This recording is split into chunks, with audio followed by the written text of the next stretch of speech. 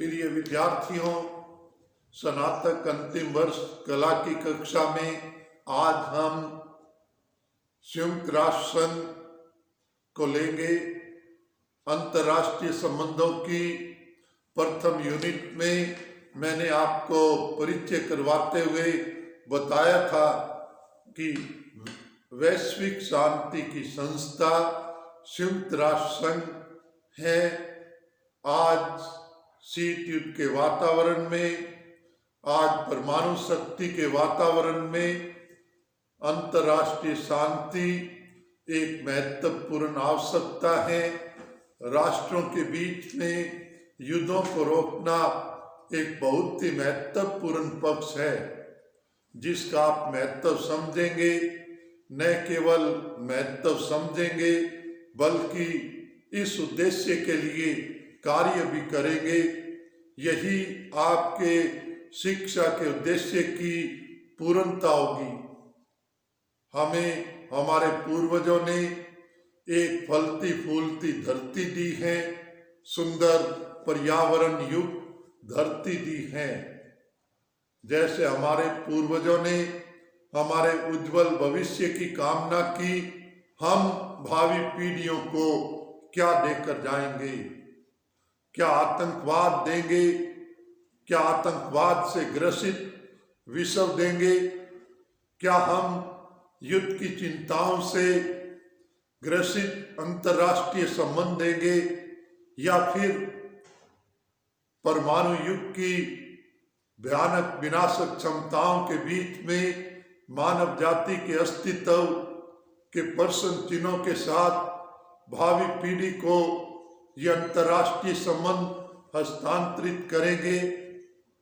निश्चय ही आज वैज्ञानिक प्रगति के युग में बड़ी चुनौतियां हैं, बड़े संकट हैं। इनके बीच में भी जहां पहले वैज्ञानिक प्रगति कम थी तो अंतर्राष्ट्रीय शांति को खतरे भी कम थे। आज वैज्ञानिक प्रगति की गति से ही अंतर्राष्ट्रीय शांति के लिए चुनौतियां और अस्तित्व के खतरे उत्पन्न हुए हैं। आज केवल अंतर्राष्ट्रीय शांति को ही खतरा नहीं है, बल्कि मानव जाति के अस्तित्व को, बल्कि इस धरती पर जीवन के अस्तित्व को भी खतरा है। इन सब चुनौतियों के बीच में हम संयुक्त राष्ट्र संघ को पढ़े तो मैं आपको बता रहा था कि संयुक्त राष्ट्र संघ 24 अक्टूबर 1945 को स्थापित किया गया और इसका जो संविधान है उसको हम यूएनओ चार्टर कहते हैं।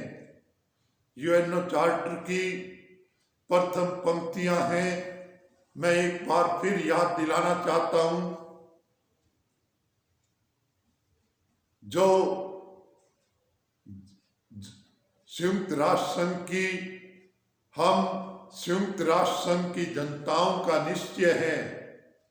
एक बार पुनः, हम संयुक्त राष्ट्र संघ की जनताओं का निश्चय है कि जो विनाश हमने,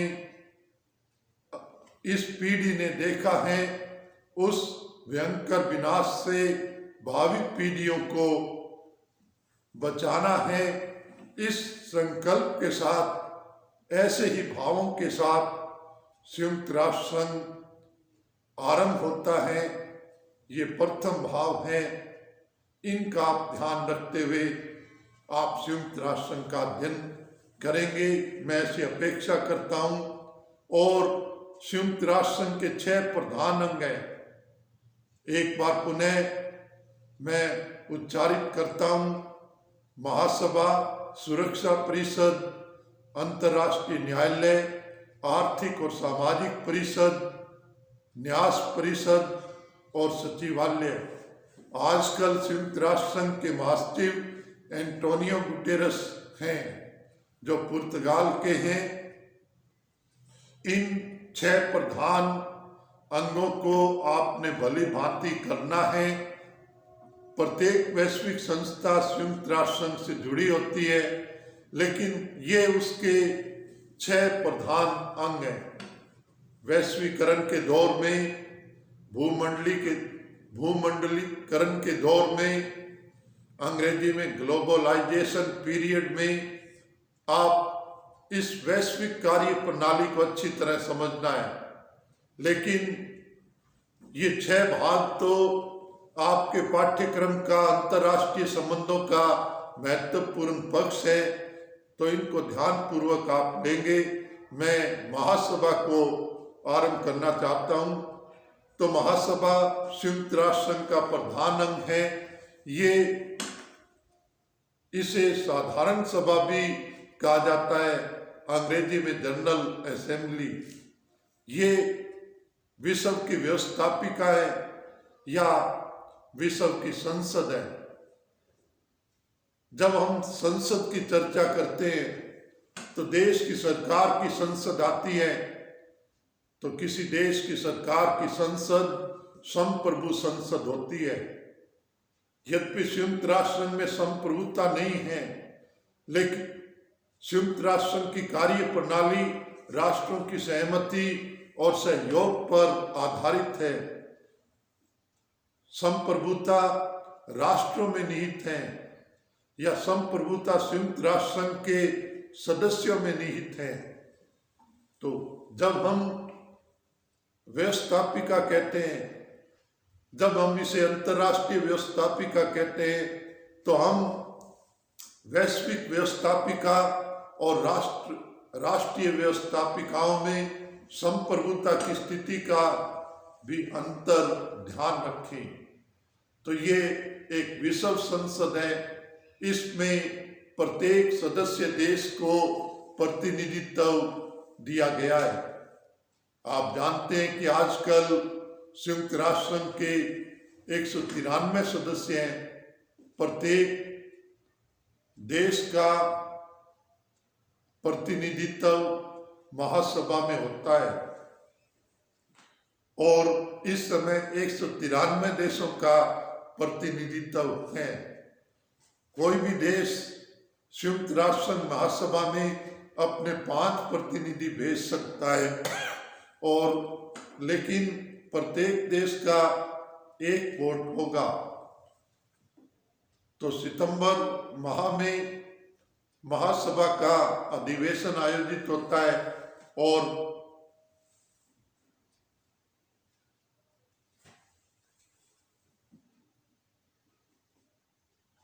और इसमें शिखर शासनाध्यक्ष भी भाग लेते हैं तथा शिखर शासनाध्यक्ष भी भाग लेते हैं, अपने विचार रखते हैं।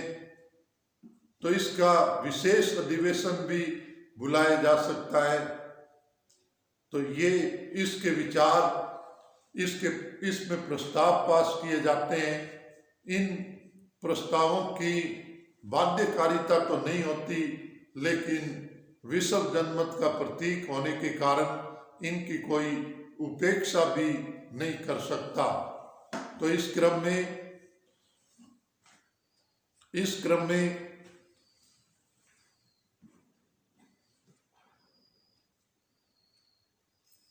कुछ ऐसे अवसर हैं जब सुरक्षा परिषद विफल हुई और महासभा ने अपनी भूमिका निभाई। इसको शांति के लिए एकता प्रस्ताव कहा जाता है। 1950 का कोरिया संकट का अवसर है, जब कोरिया संकट में सुरक्षा परिषद वीटो के कारण कार्यवाही नहीं कर सकी थी, तो महासभा ने अपने 2/3 बहुमत से शांति के लिए एकता प्रस्ताव पास किया। तो इस प्रकार विश्व राजनीति में एक अंतर्राष्ट्रीय मंच के रूप में इसका महत्व है।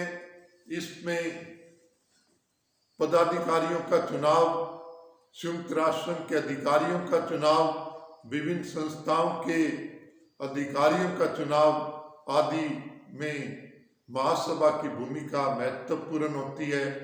एक प्रकार से विश्व राजनीति का केंद्र और अंतर्राष्ट्रीय मंच के रूप में इसका महत्व है। यह अमेरिका के न्यूयॉर्क नगर में स्थित है और संयुक्त राष्ट्र संघ कार्यालय में ही इसका संचालन होता है, लेकिन कुछ अवसर पर बाहर भी अधिवेशन हो सकता है। एक अवसर था जब जनेवा में इसका फिलिस्तीन पर समस्या पर सम्मेलन आयोजित किया गया। इस प्रकार वैश्विक शांति की संस्था के मंच के रूप में अंतर्राष्ट्रीय शांति की चर्चाओं, समस्याओं पर चर्चा और वैश्विक समस्याओं पर चर्चा का ये प्रमुख स्थल है। वर्तमान समय में कोरोना संकट की भी इस पर चर्चा हुई। इस प्रकार हम इस अंतर्राष्ट्रीय मंच और अंतर्राष्ट्रीय कार्य प्रणाली को समझें। धन्यवाद।